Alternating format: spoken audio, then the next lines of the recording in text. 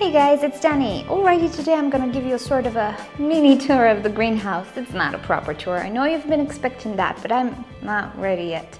Anyway, I want to do this video because one of my viewers actually asked me to make a video where I talk about certain parameters in my greenhouse, such as temperature, light, humidity, and all of that. So this I can talk about, I can show you a few things and I'll tell you what's missing from the greenhouse. But like the proper tour and everything later, sorry. I'm not yet done and I would just prefer to make a complete tour. So let us begin. Now when it comes to light, I have all sorts of light sources in my greenhouse. First off, for filming mainly, not for growing orchids, I have the LED in the ceiling, and this helps a lot because sometimes I want to be here in the nighttime and I can do work. So they provide quite a lot of light, but it's not enough for growing orchids, and they're in the middle. I do not have orchids in the middle.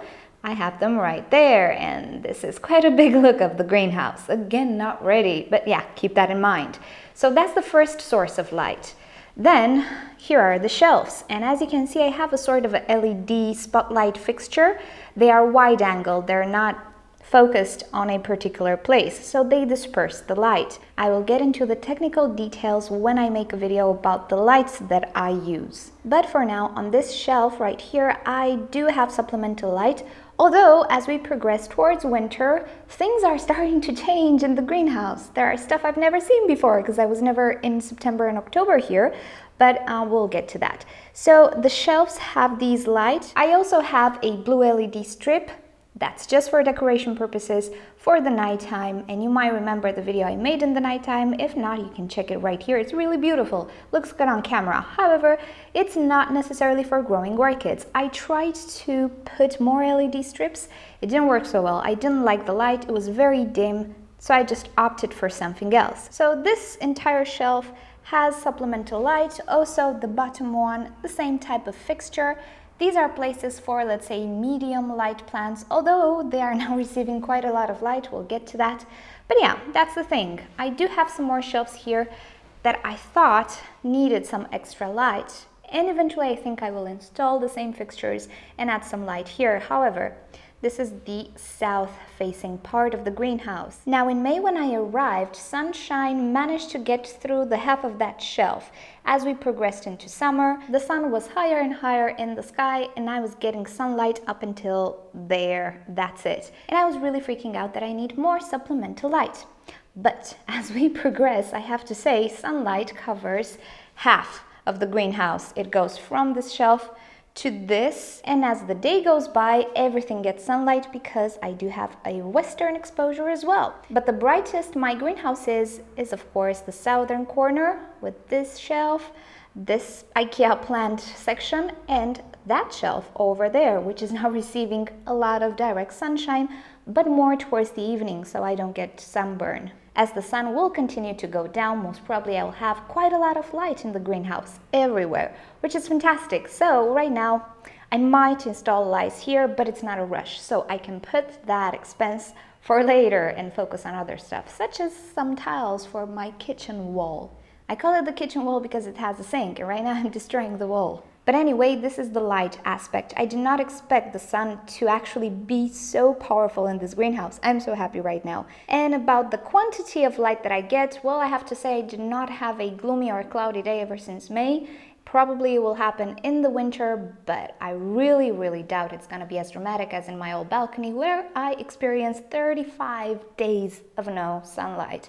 And it was really dark, you guys, and the days were short. It was horrible, but if my orchids manage to survive, I'm gonna be good here. Now, as for temperature and ventilation, my greenhouse always stays open. Now the temperatures are lower. In the daytime, we get about 30 degrees Celsius, and in the nighttime, about 20 degrees Celsius, so I don't need to use that big guy right there. So all summer long, I had to use the AC in the daytime, but I did not use it in the nighttime because the bill is already big. Imagine if I would have used it 24/7. No, I just couldn't. So in the nighttime, I opened my windows. That one can be open. These ones can be open. There's one in the back that can be open. So I had a lot of ventilation at all times.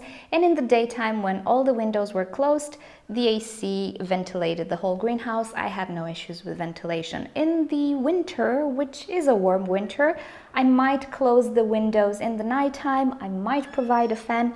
We'll get there. I don't know yet how this environment works. So now that I don't need to use the AC, actually, I keep my windows, not that one, this one and the one behind me open all the time, so I have ventilation all the time. Now let's check the temperature. Hope you're not dizzy. So temperature right now is 22.6. Isn't that amazing? It's really nice in the greenhouse.